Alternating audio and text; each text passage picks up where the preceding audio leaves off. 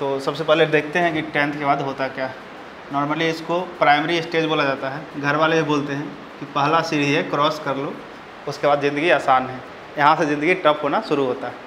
मैंने 10वां तक लोग मस्ती करता है, ज़िंदगी टफ वहीं से शुरू होता है। अब 10th के बाद जनरली लोग क्या करता है, 11th 12th, जो अभी तक का यही कल्चर चल के आ रहा है कि 10th किया उसके बाद इंटर में एडमिशन करा लिया, उसके बाद ग्रेजुएशन करेंगे, उसके बाद SSC का तैयारी करेंगे, ओके। या 11th के बाद ग्रेजुएशन में लोग बीटेक में भी नाम लिखा लेता है। अभी इसके अलावा मार्केट में और भी अपॉर्चुनिटी है जहाँ से आप लोग आसानी से मतलब अपने करियर को ईजिली सेटल कर सकते हैं। जैसे कि 10th के बाद अगर हम देखें, एक तो 11th 12th मान लेते हैं, चलिए इसको भी एक ऑप्शन मान लेते हैं, ओके। दूसरा है जो ऑलरेडी आप देखे होंगे, जो वीडियो देख रहे होंगे, तो कि diploma engineering, okay. Diploma engineering, इसी को पॉलिटेक्निक भी बोलते हैं, पॉलीटेक्निक। ये आप 10th के बाद भी कर सकते हैं, 11th 12th के बाद भी कर सकते हैं, ओके। तो तीसरा लोग करता है ITI। IIT और IITI में बहुत डिफरेंस है, आकाश और ज़मीन का, कन्फ्यूजन नहीं होना। ITI और IIT में बहुत डिफरेंस है, ओके। तो ITI होता है। अब क्यों मतलब मैं डिप्लोमा बोलता हूँ, स्टूडेंट को प्रीफर करता हूँ कि डिप्लोमा करने के लिए, ऐसा क्या रीज़न है डिप्लोमा करने का? देखिए, सबसे क्या दिक्कत होती है कि जब हम 11th 12th करते हैं, जब हम जाते हैं 11th 12th करने के लिए, तो आपको नॉर्मली यहाँ पे सब्जेक्ट चूज करना पड़ता है कि आइदर आप साइंस से करेंगे। साइंस में भी 2 ऑप्शंस होता है, फिजिक्स केमिस्ट्री मैथ और physics chemistry biology. Physics chemistry math और फिजिक्स केमिस्ट्री बायोलॉजी, BCB। जिस स्टूडेंट को आगे जाके इंजीनियरिंग करना है, ओके, तो वो क्या करेगा, यहाँ पे फिजिक्स केमिस्ट्री मैथ चूज करेगा। जिसको मेडिकल सेक्टर में जाना है, नीट निकालना है, तो अगर डॉक्टर बनना है तो वो PCB सेलेक्ट करेगा। 11th 12th के बाद एक एग्ज़ाम होता है, उस एग्ज़ाम को क्वालिफाई करने के बाद इस मतलब उसका सिलेबस होता है कि अगर इंजीनियरिंग का है तो इससे सिलेबस में पूछा जाता है, अगर मेडिकल का है तो ये पूछा जाता है, ओके। तो ये होता है 11th 12th में जो पढ़ना होता है। तो इसके अलावा आर्ट्स होता है, ओके। आर्ट्स में भी बहुत लोग, कॉमर्स भी होता है, इसके साथ साथ कॉमर्स लेके भी लोग पढ़ते हैं। तो ये है कि यहाँ पे जाके इसका एग्ज़ाम काफ़ी टफ होता है। मतलब अगर एग्ज़ाम की बात कीजिएगा तो इसका जो लेवल होता है काफ़ी टफ होता है। IIT नीट का नाम सुने ही होंगे, ऑल इंडिया एग्ज़ाम होता है, लिमिटेड सीट होता है, तो इसलिए एग्ज़ाम टफ हो जाता है। बाकी आता है डिप्लोमा इंजीनियरिंग। डिप्लोमा इंजीनियरिंग क्या होता है, और दूसरी बात जो सब लोगों को कन्फ्यूजन होता है कि हमने अगर डिप्लोमा कर लिया तो 11th 12th कैसे करेंगे, तो बता देता हूँ कि डिप्लोमा और 11th 12th दोनों इक्विवेलेंट हैं। आइदर आप 11th 12th कीजिए या डिप्लोमा कीजिए, जहाँ पे भी अगर 11th 12th का डिग्री मांग रहा है और अगर आप डिप्लोमा लगा दिए तो दोनों बराबर होता है। तो ये कन्फ्यूजन निकाल दीजिएगा मन से कि अगर हम डिप्लोमा कर ले तो 11th 12th कैसे करेंगे, ठीक है। अब डिप्लोमा इंजीनियरिंग क्यों बेनिफिट है ये बताता हूँ। इसमें क्या होता है, डिप्लोमा इंजीनियरिंग में आप 10th का एग्ज़ाम दिए हैं, सब लोग देते हैं। नॉर्मली आप लोग 10th में साइंस पढ़ते हैं, मैथ पढ़ते हैं, इंग्लिश पढ़ते हैं, सेम लगभग वही सिलेबस होता है। इसमें एक एग्ज़ाम होता है लगभग 100 मार्क्स का, 100 मार्क्स का एग्ज़ाम होता है। कहाँ से, 10th के एग्ज़ाम देने के बाद, ठीक है। अभी जैसे 2 महीने बाद एग्ज़ाम होगा 10th के बाद, और इस 100 मार्क्स में सिंपल क्या पूछा जाएगा, जो 10th का सिलेबस था, 10th का साइंस, एक रीजनिंग एप्टीट्यूड करके आता है, रीजनिंग एंड एप्टीट्यूड, और तीसरा होता है इंग्लिश, जिसको कम्युनिकेशन स्किल भी बोलते हैं, ओके। ये 3 सब्जेक्ट है। ये 3 सब्जेक्ट से अगर स्टूडेंट मतलब ऐसे जो पॉलिटेक्निक या डिप्लोमा इंजीनियरिंग का एग्ज़ाम होता है, हर एक स्टेट अपना एग्ज़ाम लेता है गवर्नमेंट का। बाकी प्राइवेट भी बहुत सारे कॉलेज हैं जहाँ पे इसके एग्ज़ाम होते हैं, ओके, प्राइवेट में जहाँ पे एडमिशन होते हैं। लेकिन अगर आपको गवर्नमेंट में जाना है, अगर खास के हम दिल्ली पॉलिटेक्निक की बात करें तो दिल्ली पॉलिटेक्निक का ये सिलेबस है और 2 महीने में एग्ज़ाम भी होने वाला। अब इसका बेनिफिट क्या होता है, अगर बेनिफिट की बात कीजिएगा तो अगर ये एग्ज़ाम में सिंपल 10th लेवल का सिलेबस पूछा जाता है, अगर इसमें से एग्ज़ाम को अगर बच्चा क्वालिफाई कर लेता है, और ऐसा नहीं कि क्वालिफाइंग मार्क्स है, इसमें है कि पूरे दिल्ली में 12,000 सीट है, ओके। मीन्स कि 12,000 स्टूडेंट का गवर्नमेंट कॉलेज में एडमिशन होगा, जहाँ पे उसको फीस नहीं लगेगा पढ़ने का, मतलब बहुत कम लगेगा, मिनिमम मतलब 10 से 12,000 रुपये साल का लगता है पढ़ने का, तो वो दिल्ली के लिए बहुत कम है। अब इसमें क्या होता है कि बच्चा इंजीनियरिंग सेक्टर में चला गया, अब उसको न ये PCM से उसको मतलब कोई मतलब नहीं है। अब मान लीजिए कि अगर वो डिप्लोमा में एडमिशन अगर उसका हो गया, एग्ज़ाम क्वालिफाई किया किसी न किसी कॉलेज में, अब यहाँ पे आप ब्रांच होता है बहुत सारे, जैसे मैकेनिकल से कोई डिप्लोमा करता है, कोई इलेक्ट्रिकल है, जैसे कंप्यूटर साइंस अभी मार्केट में अच्छा चल रहा है, सिविल इंजीनियरिंग है। आप लोग सुनते होंगे कि ये जल विभाग का जेई है, ये बिजली विभाग का जेई है, ठीक है, ये PWD का जेई है जो रोड बनाता है, ठीक है ना। तो वो सब जेई कहाँ से बनता है, तो ये जो कोर्स करने के बाद ही वो सब जेई बनता है। ओके, तो गवर्नमेंट सेक्टर में भी इसका काफ़ी वैकेंसी है। प्राइवेट सेक्टर में अगर आप जाना चाहते हैं, अगर किसी प्राइवेट सेक्टर में भी जाना चाहते हैं, तो जितना भी कंपनी होता है, जितना भी आइदर मैन्युफैक्चरिंग कंपनी हो या जो भी कंपनी हो, उसको कंडीशन होता है कि उसको जेई को रखना ही रखना है, ठीक है ना। तो इसीलिए ये जो अपॉर्चुनिटी होता है अभी के लिए, क्योंकि ये रास्ता, अब जैसे ये 3 साल का कोर्स किए, ये 3 साल का कोर्स होता है, 3 ईयर कोर्स होता है। ओके, 10th के बाद सीधे आप डिप्लोमा में चले गए कॉलेज में, दिल्ली के किसी कॉलेज में आप एडमिशन ले सकते हैं। मतलब अगर आप एग्ज़ाम को क्वालिफाई करते हैं तो आपको किसी भी कॉलेज में एडमिशन मिल जाएगा। आप अपना ब्रांच को कंप्लीट कीजिए, जो भी 3 साल का कोर्स कीजिए। आप यहाँ पे क्या होता है कि दिल्ली के आसपास पे जितना, जैसे नोएडा है, फरीदाबाद है, इधर गाज़ियाबाद है और धारूहेरा मानेसर है, तो वहाँ पे सारा ज़्यादातर कंपनी इधर ही है, NCR में है।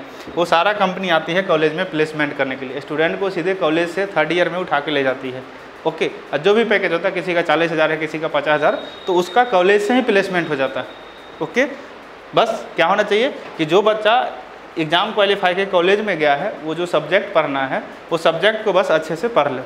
और वो जो सब्जेक्ट होता है ये सबसे बिल्कुल हट के होता है। अगर वो मैकेनिकल से रिलेटेड इंजीनियरिंग कर रहा है तो उसको मैकेनिकल से सब्जेक्ट पढ़ना पड़ेगा, जैसे कि बाइक कैसे बनता है, 4 व्हीलर कैसे काम करता है, 2 व्हीलर कैसे काम करता है, ठीक है, पेट्रोल डालते हैं तो क्या होता है, तो काफ़ी इंटरेस्टिंग होता है पढ़ने में। कंप्यूटर साइंस ही पढ़ते हैं तो आपको ना फिजिक्स पढ़ना है, ना केमिस्ट्री पढ़ना है, ना मैथ पढ़ना है। आप एक इंडिविजुअली जो ब्रांच से रिलेटेड सब्जेक्ट होता है तो लगभग 12-15 सब्जेक्ट पढ़ने पड़ते हैं। उसके बाद ये कंप्लीट हो गया और आप आसानी से अपना करियर को यहाँ पे सेटल कर सकते हैं। दूसरा कि अगर आप चाहते हैं कि हमको जैसे 11th-12th, अब देखिए दोनों बराबर क्यों है मैं बताता हूँ। जैसे अगर कोई स्टूडेंट 11th-12th करने के बाद बीटेक करेगा, ठीक है, अगर नॉर्मली लोग 11th-12th करने के बाद IIT निकाल लिया तो बीटेक करेगा। बीटेक कितना साल का कोर्स होता है? 4 ईयर्स का। 4 ईयर्स का बीटेक होगा और 2 ईयर्स का 11th-12th होगा। ओके, 6 साल हो गया। डिप्लोमा 3 साल का। अगर स्टूडेंट चाहे तो डिप्लोमा करने के बाद भी बीटेक कर सकता है, ठीक है। यहाँ पे उसके पास ऑप्शंस है कि आइदर वो जॉब कर ले, वो अपने सिचुएशन के अकॉर्डिंग आइदर वो जॉब कर ले या उसको बीटेक करना है तो बीटेक करने चले जाए, ठीक है। यहाँ पे जो बीटेक होगा, इसका जो बीटेक होगा, इसका 3 ईयर का बीटेक होगा। इसको 4 साल बीटेक नहीं करना है, लेकिन इसको क्या है 11th-12th वाला को उसको 4 साल का बीटेक करना है। इसको डायरेक्ट 2nd ईयर में एडमिशन हो जाता है। ओके, तो अब इसको कितना लगा? 3 साल यहाँ, 3 साल यहाँ, 6 साल इसको भी लगा बीटेक करने में और 6 साल इसको भी लगा बीटेक करने में। दोनों को 6 साल लगा। नुकसान, अब देखिए बेनिफिट क्या है कि स्टूडेंट के पास है इसी स्टेप पे जाके वो चाहे तो जॉब कर ले, प्राइवेट में जाना है, गवर्नमेंट में जाना है या कहीं भी जाना है, लेकिन इसके पास 11th-12th के बाद कोई जॉब का अपॉर्चुनिटी नहीं है। आइदर वो कॉल सेंटर में जाएगा या SSC का तैयारी करेगा बैठ के, ठीक है। और SSC का भी जो पोस्ट अच्छा पोस्ट होता है वो मिनिमम ग्रेजुएशन बेस पे ही होता है, ठीक है ना। तो आपके पास अपॉर्चुनिटी है। बाकी अगर 11th-12th के लेवल पे कोई भी अगर आप जॉब में अप्लाई करना चाहते हैं, आप सिंपल डिप्लोमा का डिग्री लगा के अप्लाई कर सकते हैं। ज़रूरत नहीं है कि 11th-12th ही होना चाहिए। ओके, ये सेक्टर केवल इंजीनियरिंग सेक्टर होता है, इसमें आप फार्मेसी भी होता है, मेडिकल सेक्टर में भी इसमें जा सकते हैं। तो इसलिए तो बहुत सारे स्टूडेंट क्या होता है 11th-12th करने के बाद आते हैं डिप्लोमा इंजीनियरिंग करने, जब उनको समझ में आता है कि ये रास्ता ज़्यादा टफ है और ये ज़्यादा आसान है, क्योंकि हर एक स्टूडेंट के पास कैपेसिटी नहीं होता है IIT निकालने का। ओके, खास के अभी का जो सिचुएशन है, जो कोरोना का पीरियड में जो स्टूडेंट 2-3 साल नहीं पढ़े हैं ऑनलाइन के चक्कर में, तो इसके कारण से उनका जो बेसिक है और ज़्यादा कमज़ोर हो गया है। और 11th-12th जिसका IIT और जो नीट होता है, जिसका बेसिक सबसे ज़्यादा अच्छा होगा वही निकाल सकता है, क्योंकि ऑल इंडिया एक एग्ज़ाम होता है IIT नीट का। ओके, इसमें क्या है कि दिल्ली पॉलिटेक्निक है तो दिल्ली का अलग एग्ज़ाम हुआ, बिहार पॉलिटेक्निक है बिहार का अलग है, यूपी का अलग है, हरियाणा का अलग है, तो हर एक स्टेट का अलग अलग पॉलिटेक्निक का एग्ज़ाम होता है। तो इसलिए यहाँ पे अपॉर्चुनिटी ज़्यादा है कि चलो यहाँ पे दिल्ली के ही स्टूडेंट भरेंगे। ओके, तो ये ज़्यादा अपॉर्चुनिटी है। तो ये आपका यहाँ पे जो पॉलिटेक्निक के बाद है अपॉर्चुनिटी, 11th-12th के बाद आप यहाँ पे, अब जिसको UPSC का तैयारी करना, IAS बनना है, हाँ, तो वो नॉर्मल ग्रेजुएशन नॉर्मल इंटर करता है 11th-12th साइंस आर्ट्स से ही करके ग्रेजुएशन करके UPSC की तैयारी करना था। उसके लिए फिर कोई दिक्कत नहीं, उसका टारगेट ही कि हमको UPSC करना है, तो उसको 35 साल में 30 साल में नौकरी चाहिए। लेकिन अगर जिसको जल्दी सेटल करना है, ओके, ज़्यादातर लोग दिल्ली या और भी शहर के लोग क्या होता है कि मतलब जल्दी चाहते हैं कि हमको जॉब मिल जाए, तो यहाँ पे उनके पास अच्छा अपॉर्चुनिटी है। दूसरा कि अगर चाहे वो बीटेक करना, कि हम जॉब करते हुए बीटेक करना चाहे, तो वो भी ऑप्शंस है गवर्नमेंट के पास कि आप जॉब कर रहे हैं और जॉब के साथ साथ पार्ट टाइम क्लास नहीं करना होता है जाके, और केवल एग्ज़ाम देके भी आप डिग्री ले सकते हैं। लेकिन ये ऑप्शन इनके पास नहीं है। ओके, और ये चाहे तो आईआईटी से भी बीटेक कर सकते हैं एग्ज़ाम देके, ऐसा नहीं कि यहाँ से ही आईआईटी से बीटेक होता है, चाहे तो ये भी उनका भी एग्ज़ाम होता है, एग्ज़ाम देके वो आईआईटी से बीटेक कर सकते हैं। ओके, तीसरा जो है आईटीआई, ये जो होता है थोड़ा लो ग्रेड का वर्क है कि अगर किसी कंपनी में, किसी कंस्ट्रक्शन कंपनी या किसी भी इंडस्ट्री की अगर बात करें, तो अगर इंडस्ट्री में जो लेवल होता है किसी भी एम्प्लॉय का, वो मिनिमम क्वालिफिकेशन आईटीआई होना ही चाहिए। उससे नीचे वाले का, जो 11th-12th वाले जाते हैं, उनको गार्ड बनाया जाता है। ओके, किसी कंपनी का क्या होता है स्टेप, पहला जो होगा मान लीजिए सीएमडी या एमडी होगा, ठीक है, जनरली किसी कंपनी में उसका ऑनर होता है, सबसे मालिक। उससे नीचे जो स्टाफ आता है, उसका डिपार्टमेंट होता है। एक तो होता है सेल्स डिपार्टमेंट और एक होता है सर्विस डिपार्टमेंट, ठीक है। एक होता है सेल्स डिपार्टमेंट, एक होता है सेल्स के लिए तो एमबीए चाहिए। ओके, जो सर्विस डिपार्टमेंट है इसमें भी बहुत सारा होता है, मैन्युफैक्चरिंग। अब मान लीजिए कि आप कोई भी एक बाइक बन रहा है, आप नॉर्मल एक घड़ी खरीदने जाते हैं, तो घड़ी में कहीं ना कहीं मैन्युफैक्चरिंग होता होगा ना, उसका सेल का डिपार्टमेंट अगर सेल्स में मार्केटिंग भी आ जाता है, तो उसको आप छोड़ दीजिए। हम बात करते हैं सर्विस की, कि सर्विस में घड़ी कहीं ना कहीं बनता होगा। अब मैन्युफैक्चरिंग करने के लिए कितना स्टेप होता होगा, यहाँ पे एक होता होगा, देखिए 3 स्टेप में बनता है, 1 2 और से 3 ये। यहाँ पे जो होते हैं ये सब होते हैं बीटेक वाले, मतलब ग्रेजुएशन बोल सकते हैं, ग्रेजुएट इंजीनियर। बीटेक और ग्रेजुएट मतलब बैचलर मतलब ग्रेजुएट होता है, तो पहला लेवल जो होता है तो संख्या बीटेक वाले। उससे नीचे होते हैं डिप्लोमा वाले किसी भी कंपनी में, मतलब जनरली जो मैन्युफैक्चरिंग इंजीनियरिंग से रिलेटेड कंपनी, ये डिप्लोमा इंजीनियर होंगे। ये नीचे सारे आईटीआई वाले होंगे।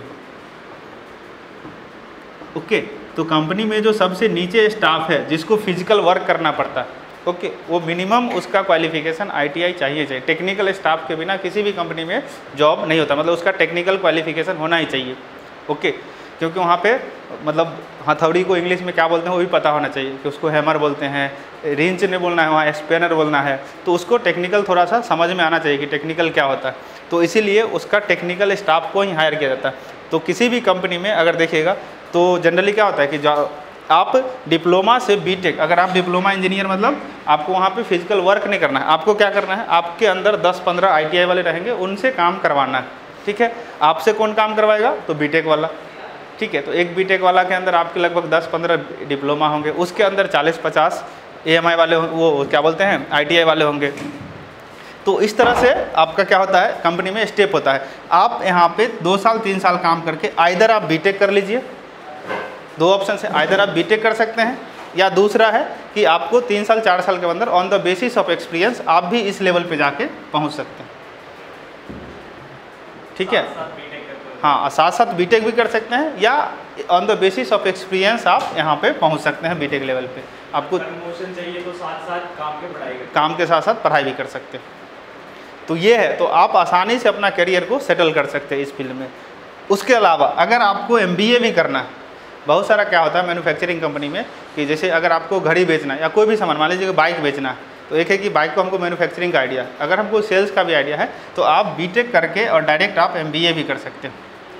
तो आपका काम भी चल रहा है, जॉब भी चल रहा है, पैसा भी आ रहा है, और साथ ही साथ आप पार्ट टाइम एमबीए भी कर लिए। तो आपके साथ ऐसा नहीं कि बीटेक के बाद एमबीए नहीं होता, आप बीटेक के बाद भी एमबीए कर सकते हैं। लेकिन जिसके पास टेक्निकल प्लस सेल्स होता है उसको जल्दी जॉब मिल जाता है। कोई कंपनी को प्रोडक्ट बेचने वाला, जैसे आपके पास ही अगर कोई ऐसा प्रोडक्ट है जिसके बारे में उसको प्रोडक्ट का भी पूरा डिटेल आइडिया है, ठीक है, और सेल्स का भी आइडिया है, तो जल्दी आपको भेज, उसका इंटरनल कॉन्फ़िगरेशन आपको बता सकता है। समझ रहे हैं ना? मतलब पोस्ट में ये है कि ये जो डिपार्टमेंट होता है, जैसे डिप्लोमा लेवल है तो सबका एक, अगर गवर्नमेंट डिपार्टमेंट में जाते हैं तो गवर्नमेंट में इसका एक सैलरी लेवल होता है कि इस लेवल पे आईटीआई पे आप 20 से 25 हज़ार रुपये पर मंथ कमाते हैं, इससे आप 50 से 60 हज़ार रुपये पर मंथ आप कमाते हैं। इसका पैकेज मतलब प्राइवेट कंपनी में तो कोई भी पैकेज, उसका तो आपको करोड़ों रुपये का पैकेज होता है। ठीक है, गवर्नमेंट की अगर बात कीजिएगा तो इसका एवरेज जो पैकेज होता है 80 से 90 हज़ार रुपये पर मंथ का सैलरी होता है। ओके, सेल्स जो होता है प्राइवेट कंपनी में, गवर्नमेंट कंपनी में सेल्स नहीं होता है, प्राइवेट कंपनी में सेल्स होता है, और सेल्स पूरा और पूरा सैलरी के अलावा इंसेंटिव पे बेस्ड होता है। ठीक है। आप उसमें लोग करोड़ों कमा लेता है, मतलब लेकिन जो मिनिमम सैलरी होता है 1 लाख प्लस ही होता है, 1 लाख प्लस ही होता है। ओके, तो ये है इसका सैलरी का कंडीशन। तो मतलब आप चाहें तो इसीलिए मैं स्टूडेंट को बोलता हूँ कि आइदर आप 11th-12th करना चाहते हो वो भी कर सकते हैं। कैरियर अगर आपको मतलब जल्दी सेटल करना है तो डिप्लोमा इंजीनियरिंग करके और अपने आप को जल्दी अपने लाइफ में सेटल कर सकते हैं। समझ रहे हैं ना कि डिप्लोमा करके आप अपने लाइफ को, तो जो भी आप अगर जो जानने वाले होंगे या आप लोग कर ही रहे हैं तो समझ, बस ये है कि ये एग्ज़ाम को जो क्वालिफाई करना है आपको CET को गवर्नमेंट से करना है, तो गवर्नमेंट में बेनिफिट क्या हो जाता है कि टीचर्स अच्छे मिल जाते हैं, प्लेसमेंट का चांस ज़्यादा रहता है, क्योंकि जो कंपनी है उसको भी पता होता है कि स्टूडेंट बोनाफाइड है तभी जाके वो एग्ज़ाम को क्वालिफाई करके आया है। ठीक है, तो इसीलिए वहाँ पे जो प्राइवेट कंपनी भी है, क्योंकि प्राइवेट कॉलेज में तो कोई भी उठ के एडमिशन ले लेगा, वहाँ तो पैसा के बेस पे एडमिशन होता है, लेकिन गवर्नमेंट में वही जाते हैं जो स्टूडेंट थोड़ा सा ब्रिलियंट है, उनका एप्टीट्यूड अच्छा है, तो इसलिए वहाँ पे सिलेक्शन होने का चांस ज़्यादा होता है। ठीक है ना, तो ये है आपका करियर अपॉर्चुनिटी। इसके अलावा बाकी 11th-12th के बाद अगर बात कीजिए तो 11th-12th में IIT में जाते हैं अगर, लेकिन यही है कि IIT जरूरी नहीं कि 11th-12th सब करके IIT में जाता है, IIT में भी लिमिटेड सीट है। तो 11 लोग इसके बाद क्या करते हैं, 11th-12th के बाद कोई यूज, अगर 12th कर सकते हैं आप, 3 बार 12th कर सकते हैं। बहुत सारे स्टूडेंट क्या डिप्लोमा, आप डिप्लोमा भी कर लीजिए, 12th साइंस से भी कर लीजिए, 12th आर्ट्स से भी कर लीजिए, उससे कोई भी नहीं, लेकिन आपको यूज क्या, वो टाइम वेस्ट हो गया। 2 डिग्री आप रेगुलर नहीं कर सकते, कोई भी कोर्स रेगुलर नहीं कर सकते। रेगुलर कोर्स के लिए क्या होता है कंडीशंस, मतलब कि आपका अटेंडेंस किसी भी कॉलेज में 75% मिनिमम होना चाहिए, तो आपको दिखाना पड़ेगा। जैसे ही आप दिखा दोगे कि हमने मतलब आपने 11th-12th भी किया है और डिप्लोमा भी किया है, तो आपने अटेंडेंस कैसे बना लिया, NOC वगैरह जो होती है, NIOS, हाँ उससे कर सकते हैं। National institute of open schooling होता है,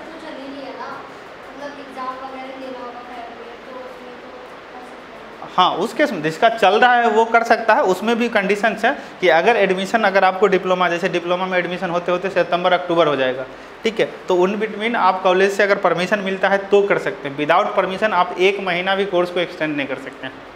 जब तक गवर्नमेंट या कॉलेज परमिशन नहीं देता है तब तक आप 1 महीना भी कोर्स को, क्योंकि कंडीशन है 75% अटेंडेंस का, 75%, और बिना अटेंडेंस का आप लोग का कोर्स कंप्लीट नहीं, रेगुलर कोर्स कोई भी नहीं कर सकते हैं।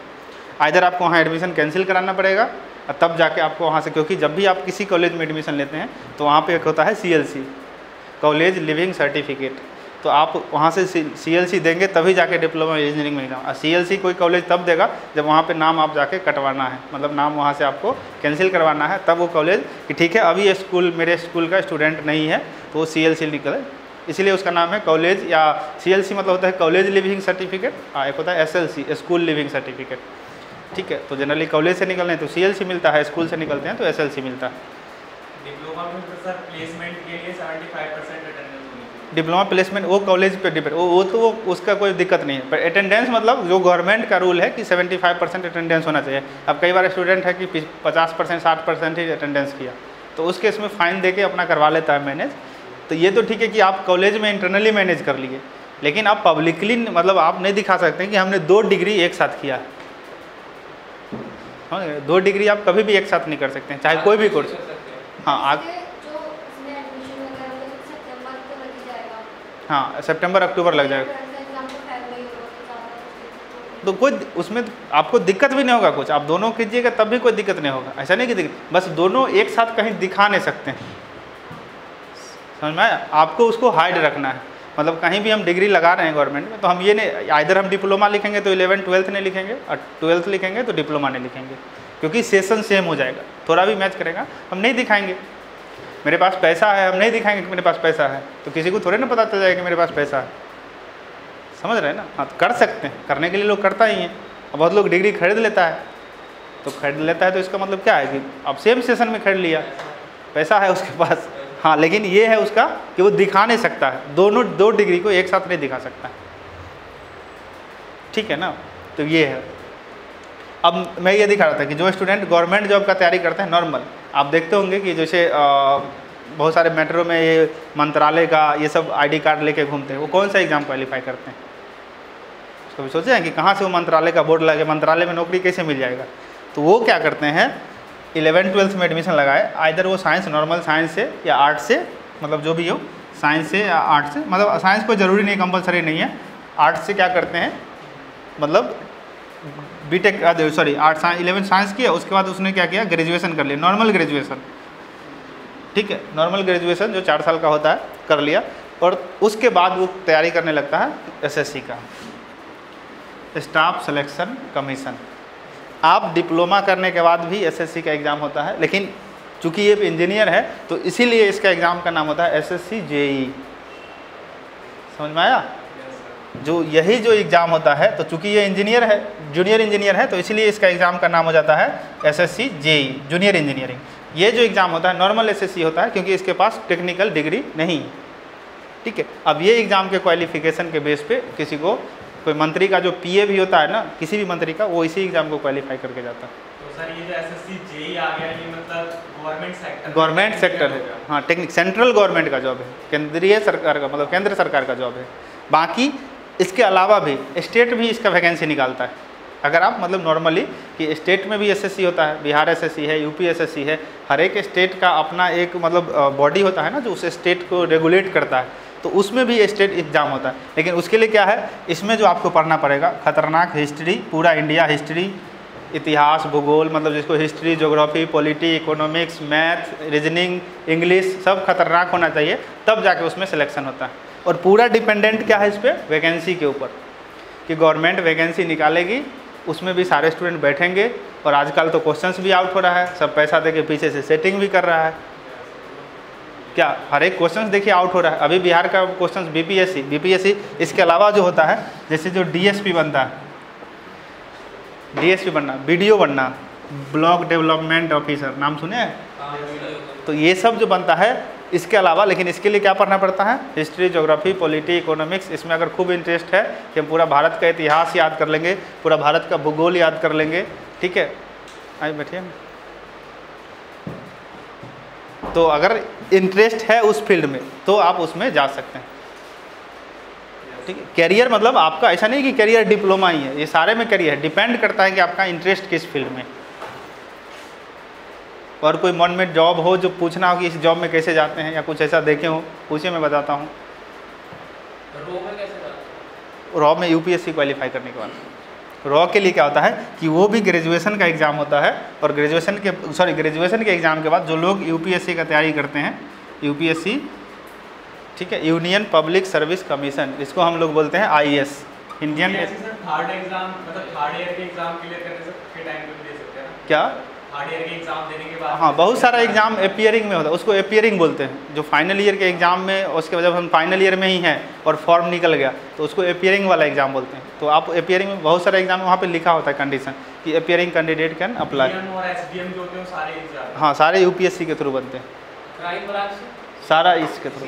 क्राइम ब्रांच तो क्राइम ब्रांच में हर एक तरह का पोस्ट होता है, मतलब एक लोकल पोस्ट होता है, तो नॉर्मल स्टेट पुलिस से ही बन जाते हैं। तो स्टेट पुलिस के लिए तो एग्ज़ाम नॉर्मल आप 11th-12th पे भी निकलता है, लेकिन उसमें 10वें पे भी निकलता है, जो पीछे बंदूक ढोते रहता है, तो बंदूक पीछे डिक्की में बैठ के।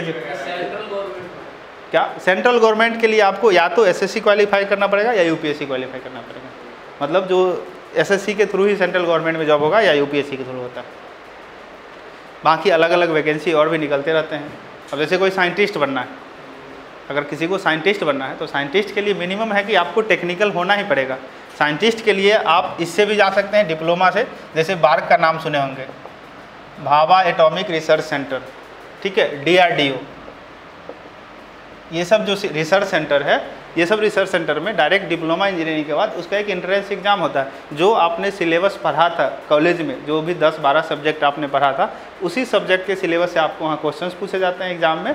और इस सब्जेक्ट आपने मतलब वो 3 साल अगर आपने अच्छा से पढ़ लिया तो इधर आप रिसर्च सेंटर में चले जाइए, आपको गवर्नमेंट सेक्टर में है, गवर्नमेंट सेक्टर में आप वहाँ जेई बन सकते हैं, प्राइवेट सेक्टर में जाना है प्राइवेट सेक्टर में जा सकते हैं। तो अपॉर्चुनिटीज़ यहाँ पे, मतलब आप यहाँ पे जितना अपॉर्चुनिटीज़ है, अगर कोई डिप्लोमा करने के बाद भी यूपीएससी का तैयारी करने का सोचता है तो डिप्लोमा करने के बाद क्या करेगा, वो 3 साल का बीटेक कर लेगा, बीटेक करने के बाद वो यूपीएससी का तैयारी कर लेगा। आइदर वो डिप्लोमा करने के बाद चाहता है कि नॉर्मल हम आर्ट्स से बीटेक ये कर ले, बीएससी कर ले, तब भी वो कर सकता है। तो मतलब ऐसा नहीं है, जितना ये कर सकता है उससे ज़्यादा ये कर सकता है, लेकिन जो डिप्लोमा वाला कर सकता है वो 11th वाला नहीं कर सकता। मतलब इसके पास पूरा अपॉर्चुनिटीज़ है, ये जहाँ चाहे उधर सेक्टर में जा सकता है, लेकिन ये नहीं जा सकता। इसके साथ लिमिटेड कंडीशंस है कि इसके साथ इसको ग्रेजुएशन जिस डिपार्टमेंट में करेगा उसी डिपार्टमेंट में वो आगे बढ़ेगा, और ग्रेजुएशन मतलब टेक्निकल करे या नॉन टेक्निकल करे। इसमें जॉब के साथ साथ, हाँ, इसमें जॉब के साथ साथ कर सकता है। 11-12 के बाद जॉब, अब आपको पता है आइधर वो कॉल सेंटर में जॉब कर सकता है या कोई गवर्नमेंट का एग्ज़ाम निकाल ले, जैसे जनरली देखते होंगे कि निकलता है गवर्नमेंट में भी 11-12 में, 10th पे भी निकलता है, 11-12 पे भी निकलता है। या आजकल रेलवे भी, पहले क्या था कि रेलवे जो डी ग्रुप का जॉब था, डी ग्रुप जो देखते होंगे कि पटरी पे जो पत्थर को खींचते रहता है, तो उसका मिनिमम क्वालिफिकेशन था कि 8वां पास हो सकता है। अब उसका मिनिमम क्वालिफिकेशन ITI कर दिया, मतलब उसके लिए भी ITI चाहिए। मतलब आप रेलवे पे पत्थर भी नहीं टाड़ सकते, मतलब इधर उधर कर सकते हैं अगर आप नॉर्मल, अगर टेक्निकल डिग्री नहीं है तो। पॉलिटेक्निक की किसी भी ब्रांच से जेईई कर सकते हैं? हाँ, किसी उसमें लगभग 15-16, क्या CSIT से भी कर सकते हैं। जेईई? हाँ, जेईई बन जाइएगा, डिपेंड करता है वैकेंसी के ऊपर। देखिए प्राइवेट सेक्टर, जैसे आप इन्फोसिस है या IBM है, TCS है, तो अगर आपके पास डिग्री है तो आपको तुरंत वहाँ पे जॉब मिल जाएगा। और गवर्नमेंट में भी हो सकता है, गवर्नमेंट में वैकेंसी के ऊपर डिपेंड करता है। जो वैकेंसी होता है गवर्नमेंट में, एक्चुअली जो गवर्नमेंट की वैकेंसी होती है ज़्यादातर जो पब्लिक सेक्टर यूनिट है उसमें ज़्यादा होता है। अब गवर्नमेंट किसके लिए वैकेंसी निकालेगी? पब्लिक सेक्टर के लिए, जहाँ वो पब्लिक को हेल्प कर पाए। अब जैसे बिजली विभाग की बात करते हैं, बिजली विभाग में बहुत सारा जेईई होता है, हर एक एरिया में एक जेईई होता है कि उस एरिया को जेईई को कंट्रोल। लेकिन जो कंप्यूटर साइंस का बंदा है, कंप्यूटर साइंस पब्लिक को क्या हेल्प करेगा? तो कंप्यूटर साइंस का जो वैकेंसी आता है गवर्नमेंट सेक्टर में वो थोड़ा लिमिटेड आता है, क्योंकि उसको जॉब ऑफिशियल जॉब है। तो जैसे उसको कोई जैसे कोई प्रोग्राम बना या कोई सॉफ्टवेयर बना, तो उसका अगर उसको मैनेजमेंट करना है या उसको जो कोई प्रॉब्लम आ रहा है तो उसको ठीक करना है, तो जो कंप्यूटर साइंस का स्कोप है गवर्नमेंट सेक्टर में वो लिमिटेड है। लेकिन बाकी जैसे सिविल में है, अब सिविल में तो हर एक गली में रोड बनना है, ठीक है ना, गली गली में रोड बन रहा है। अब रोड को पास कौन करेगा? सिविल इंजीनियर करेगा। रोड में रोड का जैसे एस्टीमेट होता है, अब मैं आपको थोड़ा सा बताता हूँ। एस्टीमेट होता है, एक एस्टीमेशन आप बोलिए। सरकार जो पास करती है रोड को कि इस रोड के लिए 500 करोड़ रुपए का प्रोजेक्ट पास हो गया, इस पुल के लिए 500 करोड़ रुपए, 1000 करोड़ रुपए, इतना करोड़ रुपए का प्रोजेक्ट पास होगा, तो उसका कोई ना कोई तो एस्टीमेट करता होगा ना। तो एस्टीमेट वो जेईई और एई मिल के ही करता है कि कितना गिट्टी लगेगा, कितना सरिया लगेगा, कितना बालू लगेगा, कितना लेबर लगेगा, वो सारा एस्टीमेट करके फिर उसका प्राइसिंग निकलता है। और फिर उसके बेस पे टेंडर निकलता है कि इस रोड का हमने कॉस्ट 500 करोड़ रुपए लगा दिया, ठीक है, 500 करोड़ रुपए का टेंडर निकला। अब जो भी ठेकेदार होते हैं वो टेंडर फिल करते हैं, ठीक है। ये 500 करोड़ गवर्नमेंट का एक फ्रेमवर्क आइडिया लगा दिया कि ये रोड बनाना है, इतना लेंथ है, ये हमारा कंडीशंस है। हाँ, यही जेईई फिक्स करते हैं। उसका लेंथ क्या है, कितना मोटा बनाना है, उसका कितना स्ट्रेंथ होना चाहिए, उसका कंडीशन होता है कि 5 साल तक उसको मेंटेनेंस भी करना है। मतलब हर एक तरह का होता है। जैसे PWD का रोड होता है, ऐसा नहीं कि रोड बनाए और कल टूट गया, ऐसा नहीं होता। 5 साल तक रोड प्रॉपर रहना चाहिए, तब जाके उसका पूरा पैसा क्लियर होता है। इसको जो मतलब ठेकेदार वगैरह भरते हैं, तो ठेकेदार भरते हैं, टेंडर फिल करते हैं। अब कोई बोलेगा कि हम 495 करोड़ में बना देंगे, कोई बोलेगा हम 450 करोड़ में ही बना देंगे, तो गवर्नमेंट जो सबसे कम फिल करेगा टेंडर उसको मिल जाता है। या जिसको बैक एंड में सपोर्ट है तो वो करवा लेता है अपना टेंडर। तो जो एक होता है ओपन टेंडर, जैसे दारू का ठेका का टेंडर होता है, इसका भी तो निकलता है ना, हर एक 5 साल के बाद टेंडर निकलता है। तो उसका भी तो इसी तरह से होता है टेंडर। 1 करोड़ रुपये लिया, टेंडर दे दिया एरिया का, तो उसमें कुछ नहीं देता, खाली एक बोल दिया कि तुमको बस एक लाइसेंस दिए हैं, 1 करोड़ रुपया लिए, ठीक है। तो इसी तरह से तो जो रोड बनता है उसका इसी तरह से टेंडर निकलता है। तो ये हाँ, डैम उम सब का, तो सब ये सब काम जेईई का ही होता है, जेईई और एई मिलके करता है। अब इसके अगर बात कीजिएगा यहाँ पे, तो जिसको अब टेंडर, अब सिंपल इसमें सुनते होंगे साइड इनकम कहाँ से आता है, सुनते होंगे। अभी यूपी में पकड़ाया था कि यादव सिंह जेईई था, उसके घर में इतना पैसा मिला कि इनकम टैक्स वाला देख के बेहोश हो गया वहीं पे। मतलब इनकम टैक्स वाला देख के बेहोश हो गया कि उसका एक घर पूरा सोना से भरा हुआ था, और जेईई है, नॉर्मल एक जेईई था। तो इसमें इनकम कहाँ से होता है? एक्चुअली सरकार जो टेंडर देती है, मान लीजिए कोई एक कंट्रैक्टर आया, उसको वो टेंडर दे दिया, अब उसका होता है कि क्वालिटी चेक करेगा सरकार का आदमी, क्योंकि ऐसा तो है नहीं कि प्राइवेट आदमी तो कैसा भी काम करके चला जाएगा। तो हम भी अगर काम करवाते हैं तो क्या करते हैं कि जा के बार बार देखते हैं कि सही से कर रहा है कि नहीं। तो गवर्नमेंट का क्या होता है कंट्रोल, कि वो जेईई जाके उसको जाके देखते रहता है कि काम ठीक से कर रहा है। अब बिना उसके साइन को इसको पैसा मिलेगा नहीं, कंट्रैक्टर को हर एक स्टेप पे पैसा मिलता है, एक नहीं कि एक ही बार में इसको 500 करोड़ मिल गया। एई और जेईई का अब जेई जब तक उसको हाथ में पैसा नहीं मिलेगा वो साइन ही नहीं करेगा, क्योंकि जानता है जो ठेकेदार है वो 100% सही काम करेगा नहीं। और सर अगर मैं जैसे 5 साल का टेंडर है कि 5 साल तक रोड को कुछ नहीं होगा, हाँ, बाई चांस अगर कुछ हो जाता है मेंटेनेंस करेगा। इसीलिए देखते होंगे कि रोड पे चिप्पी चिपकाते रहता है, देखते होंगे ना रोड पे कुछ दिन कहीं कहीं देखते हैं रोड पे ऊपर से फिर से उस पर वो पिचिंग कर रहा है, ठेकेदार करता है उसी पैसा में, उसको दोबारा पैसा नहीं मिलेगा। 5 साल के बाद ही उसका पूरा ये 500 करोड़ उसका क्लियर होगा। गवर्नमेंट ने मान लो बाई चांस अगर पकड़ लिया जैसे कि रोड में गड़बड़ है, हाँ, तो किस पे होगा, यही जेई पे होता है या फिर अगर रोड बनने के बाद, रोड अगर बन गया है और उसके बाद अगर उसको मेंटेनेंस करना है 5 साल उसको, हाँ, लेकिन ये है कि जैसे पुल बना रहा है, अगर पुल टूट के गिर गया तब तो इंजीनियर भी जाएगा, ठेकेदार भी जाएगा। हाँ, अगर पुल टूट के, कई बार देखते होंगे कि पुल बन ही रहा था और गिर गया, कई बार ऐसा होता है कि पुल बन रहा था गिर गया, तो वहाँ पे ठेकेदार भी जाता है, इंजीनियर भी जाता है, कि वहाँ पे सेफ्टी का पूरा ध्यान रखा जाता है, सेफ्टी का पास करा वो भी तो जाता है। हाँ, तो इसलिए तो बोल रहे हैं कि दोनों जाता है, इंजीनियर भी जाता है। डैम वगैरह तो सर 100 साल 200 साल के लिए बनते हैं, तो डैम में रिस्क कम होता है। देखिए सिंपल है कि जहाँ पे पब्लिक सेक्टर, एक होता है वो टर्म फैक्टर ऑफ सेफ्टी, एक वर्ड होता है फैक्टर ऑफ सेफ्टी जो हम लोग यूज करते हैं, सब सेक्टर में होता है। आप कभी मार्केट में चेयर खरीदने जाते हैं, चेयर 500 का भी आता है, 100 वाला भी आता है, 200 वाला भी आता है। रीज़न क्या है, आप जाते हैं किसी बाराती में, तो बारात में जाते हैं, क्या होता है कि 4-5 दोस्त मिलकर कोई डंडा पे बैठ गया, कोई पीछे बैठ गया, कोई इधर बैठ गया, लेकिन 100 रुपये वाला चेयर पे एक लोग सही से अगर झटका मार के बैठ जाता है तो टूट जाता है। ठीक है, तो रीज़न क्या होता है, फैक्टर ऑफ सेफ्टी का होता है कि उसमें जो डिज़ाइन किया जाता है, कोई भी गाड़ी, हम जैसे बाइक ही चलाते हैं तो नॉर्मली एक बार दीवार में धक्का मारते हैं तो टूट तो नहीं जाता है, लेकिन नॉर्मली 2 लोग, उसका जो डिज़ाइन होता है बाइक का, कम से कम मिनिमम 6 लोगों का डिज़ाइन होता है कि अगर आप 6 लोग भी बैठ जाइएगा तो उसको कुछ नहीं होगा। आप एक नॉर्मल बाइक 4 व्हीलर की बात करते हैं, मर्सिडीज एक गाड़ी है जो स्टार्टिंग प्राइस उसका 50-60 लाख से है, 4 व्हीलर है, 4 चक्का लगा हुआ है, पूरा डब्बा ही ऊपर से। एक आप दूसरा गाड़ी खरीदते हैं, कोई भी एक मान लीजिए अल्टो खरीदते हैं या स्विफ्ट डिजायर खरीदते हैं, 5-6-7 लाख में मिल जाता है। दोनों में क्या डिफरेंस है जो इतना प्राइस का डिफरेंस है, करोड़ों रुपए का मतलब कितना। तो रीज़न यही है फैक्टर ऑफ सेफ्टी का, उसका जो फैक्टर ऑफ सेफ्टी है उसके लिए उसमें पैसा लगता है। उसमें जो मटेरियल लगा हुआ है, एक्सीडेंट करेगा तो वो एक्सीडेंट करने के कारण उसमें जल्दी आदमी मरेगा नहीं, इसमें जल्दी मर जाएगा। तो यही सब रीज़न है। रोड भी बनाया जाता है तो फैक्टर ऑफ सेफ्टी को, पुल जैसे बनाया जाता है तो उसमें फैक्टर ऑफ सेफ्टी को ध्यान रखा जाता है, इसीलिए कॉस्टिंग बहुत ज़्यादा हो जाता है। कभी भी हम किसी चीज़ को एक आदमी, जैसे कुर्सी को हम कभी भी एक आदमी के लिए डिज़ाइन नहीं करते हैं कि कुर्सी पे एक आदमी बैठेगा, क्योंकि जो इम्पैक्ट लोड होता है, इम्पैक्ट लोड मतलब एक बार झटका से लोड करना, वो नॉर्मल लोड से कई टाइम्स ज़्यादा होता है। ठीक है ना, बाइक पे नॉर्मल जाना और किसी चीज़ में अचानक से झटका लग जाना, मालूम चला बाइक सब टूट टाट के बिखर गया, तो इसलिए उसको डिज़ाइन ही किया जाता है कि कम से कम अगर 100 मतलब नॉर्मली वेट लोगों का 50 kg मतलब 80-90 के लिए माना जाता है कि एक नॉर्मल पीपल का वेट 90 kg है, तो उसको बनाया जाएगा कम से कम 5 कुंटल के लिए बनाया जाता है, मतलब 500 kg के लिए उसको बनाया जाता है। हाँ, स्प्लेंडर 2 जने के लिए बैठते हैं 5 भी बैठ जाते हैं, 6 भी बैठ जाते हैं, अब फिर भी चलता है नॉर्मल, तभी 50 के स्पीड में लोग चला लेते हैं। ठीक है ना, तो यही टर्म होता है फैक्टर ऑफ सेफ्टी। तो ये सारा काम किसका होता है, ये भी डिज़ाइन जेई और एई मिल के ही करता है कि फैक्टर ऑफ सेफ्टी किसका रखना है। नॉर्मली पूल में ज़्यादा होता है, रोड में कम होता है।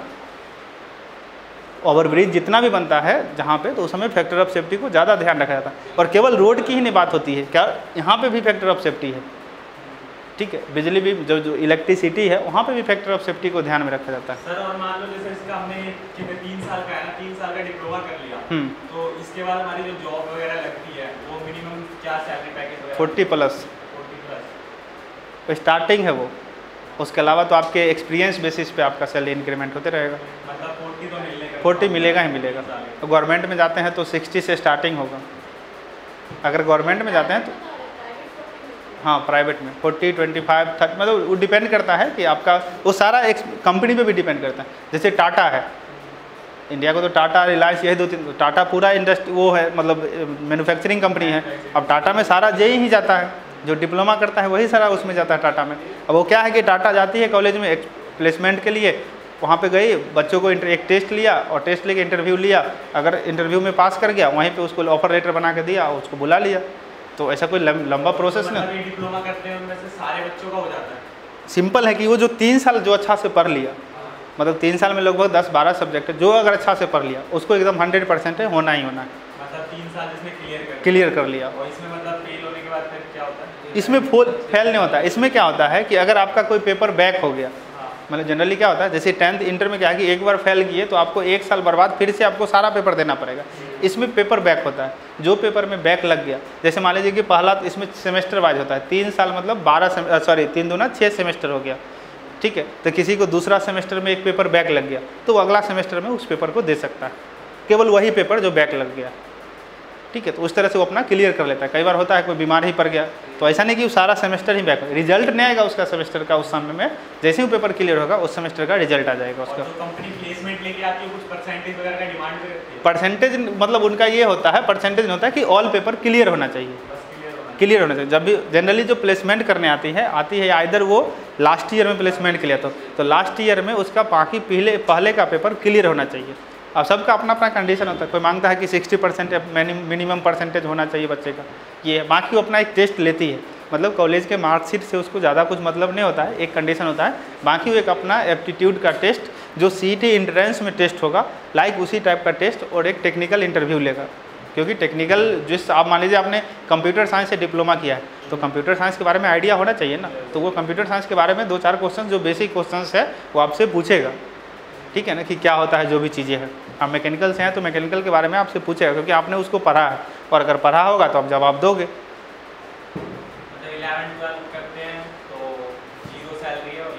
हाँ 11th-12th के बाद आपका मतलब जॉब का, उसके बाद एक स्टेप आगे जाके आपको करना पड़ेगा। यहाँ पे है आप जॉब कर भी सकते हैं, आप आगे भी पढ़ सकते हैं, दोनों अपॉर्चुनिटी से, मतलब अपॉर्चुनिटी यहाँ पे बहुत ज़्यादा है। इसमें लिमिटेड है कि आइदर गवर्नमेंट में जाना है, टेक्निक अगर IIT नीट निकालना है तो ठीक है, गवर्नमेंट में जाना है तो फिर आपको अच्छा लंबा खासा आपको तैयारी करना पड़ेगा, और वैकेंसी का काफ़ी ज़्यादा अभी लिमिटेशंस है, तो इसलिए सारा चीज़ ध्यान में रखते हैं। मेरे अकॉर्डिंग मतलब अगर आप ये करना चाहते हैं, आसान है, ज़्यादा टफ भी नहीं है, और जल्दी से अपने करियर को सेटल कर सकते हैं, ठीक है ना। और कुछ डाउट किसी के मन में? यानी 11-12 से ज़्यादा बड़े दिल्ली पॉलिटेक्निक। हाँ दिल्ली पॉलिटेक्निक, कोई भी पॉलिटेक्निक हाँ, मतलब कोई भी, हर एक स्टेट का पॉलिटेक्निक एग्जाम होता है, और गवर्नमेंट का पूरा फैसिलिटी वहाँ पे मिलता है, स्कॉलरशिप मिलता है, कॉलेज मिलता है, और अच्छे प्रोफेसर होते हैं वहाँ पे, वो भी एक एग्ज़ाम को क्वालिफाई करके जाते हैं, ठीक है। जो PhD करके हैं, M.Tech PhD करके हैं, वो सारे टीचर्स वहाँ पे पढ़ाते हैं, वो भी एक एग्ज़ाम को क्वालिफाई करके, तो हाईली क्वालिफाइड टीचर सब होते हैं, तो इसीलिए वहाँ पे ज़्यादा चांस होता है, नॉलेज भी अच्छा मिल जाता है और प्लेसमेंट भी हो जाता है, ठीक है ना। तो बाकी आप लोग डिसाइड कर लीजिए, समझ में आ गया होगा कि क्या है, ठीक है। जानते थे ये सब चीज़ें? जानते थे? UPSC वाला जानता था मैं इसमें बस। हाँ, आर्ट्स साइड से होता, क्योंकि देखिए अक्सर क्या होता है ना कि 10th के बाद ज़्यादातर ना ही गार्जियन को पता होता है, ना ही स्टूडेंट को पता होता है कि हमारे पास, उसको सिंपल है कि 10th किया है अब हमको इंटर करना है, 11th-12th करना है। गाइड करने वाला ना कोई होता नहीं है, जिसके घर में अगर कोई है नहीं ना, पहले से किसी ने कर रखा तो उसको सही गाइडलाइंस नहीं मिलती, तो कहते होता है कि 11th-12th ही है और कुछ ऑप्शन है, उनको पता ही नहीं है। हाँ पता ही नहीं है, सबसे बड़ी दिक्कत। जब पता चलता है तब तक लेट हो चुका होता है। हाँ जब पता चलता है तब तक टाइम निकल जाता है, और फिर वही जिम्मेदारी वगैरह लगो जॉब पे। चलिए ठीक है, फिर तो कल से क्लास कंटिन्यू होगा। आज के लिए इंट्रोडक्शन क्लास था, बाकी कल से क्लास कंटिन्यू रहेगा, ठीक है। ओके।